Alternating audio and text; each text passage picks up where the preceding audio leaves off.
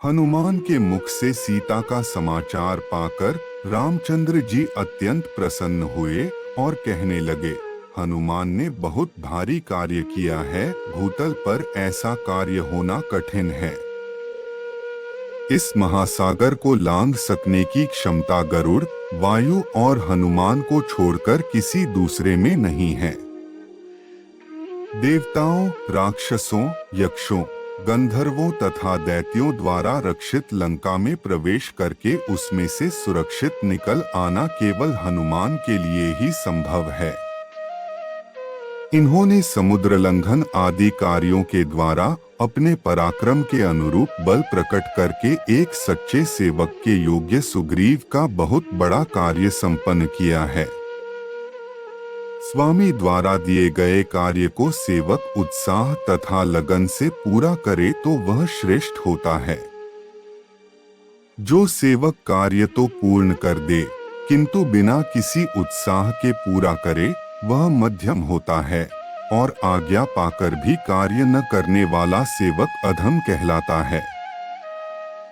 हनुमान ने स्वामी के एक कार्य में नियुक्त होकर उसके साथ ही दूसरे महत्वपूर्ण कार्यों को भी पूरा किया है और सुग्रीव को पूर्णतः संतुष्ट कर दिया है। आज मेरे पास पुरस्कार देने योग्य वस्तु का अभाव है।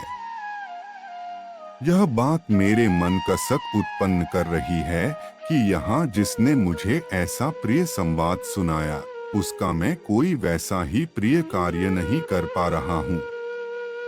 अतः इस समय मैं इन महात्मा हनुमान को केवल अपना प्रगाढ़ आलिंगन प्रदान, अपना सर्वस्व इसे समर्पित करता हूँ।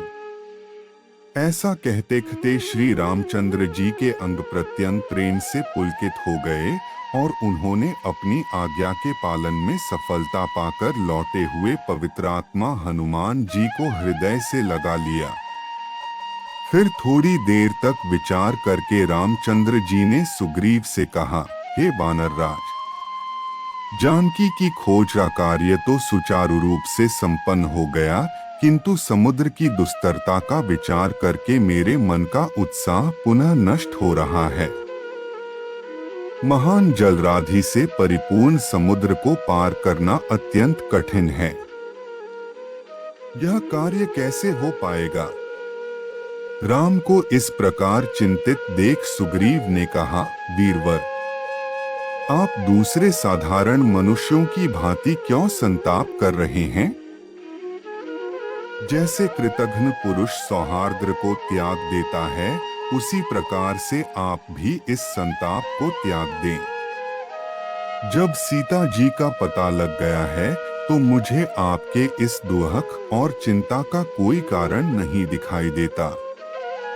मेरी वानर सेना की वीरता और पराक्रम के सामने यह समुद्र बाधा बनकर खड़ा नहीं हो सकता। हम समुद्र पर पुल बनाकर उसे पार करेंगे। परिश्रम और उद्योग से कौन सा कार्य सिद्ध नहीं हो सकता। हमें कायरों की भांति समुद्र को बाधा मान निराश होकर नहीं बैठना चाहिए।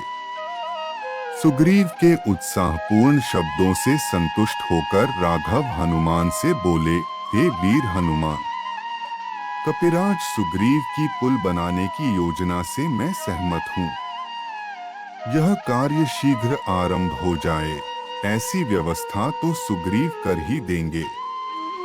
इस बीच तुम मुझे रावण की सेना, उसकी शक्ति, युद्ध कौशल, दुर्गों आदि के विषय में विस्तृत जानकारी दो। मुझे विश्वास है कि तुमने इन सारी बातों का अवश्य ही विस्तार पूर्वक अध्ययन किया होगा। तुम्हारी विश्लेषण क्षमता पर मुझे पूर्ण विश्वास है। रघुनाथ जी का आदेश पाकर पवनपुत्र हनुमान ने कहा, हे सीतापते, लंका जितनी ऐश्वर्य तथा समृद्धि से युक्त है, उतनी ही वह विलासिता में डूबी हुई भी है। सैनिक शक्ति उसकी महत्वपूर्ण है। उसमें असंख्य उन्मत्त हाथी, रथ और घोड़े हैं।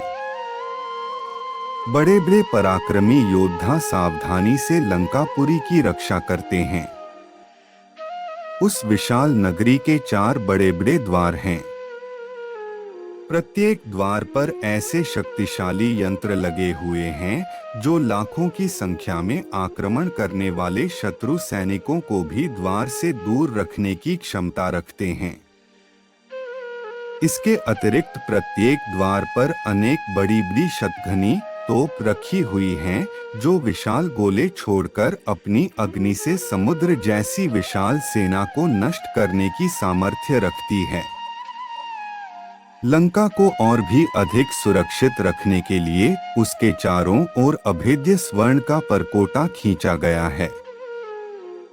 परकोटे के साथ साथ गहरी खाइयां खुदी हुई हैं जो अगाध जल से भरी हुई हैं।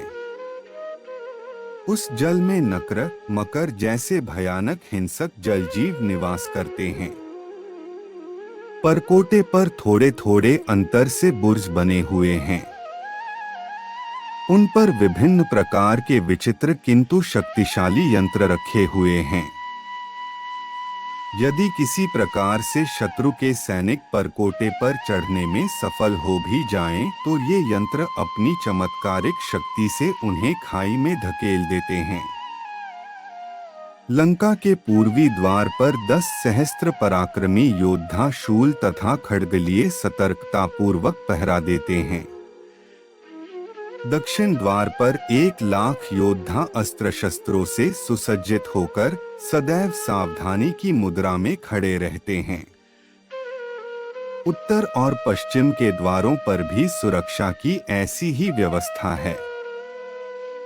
इतना सब कुछ होते हुए भी आपकी कृपा से मैंने उनकी शक्ति काफी क्षीण कर दी है, क्योंकि जब रावण ने मेरी पूंछ में कपड़ा लपेटकर आग लगवा दी थी, तो मैंने उसी जलती हुई पूंछ से लंका के दुर्गों को या तो समूल नष्ट कर दिया या उन्हें अपार क्षति पहुंचाई है।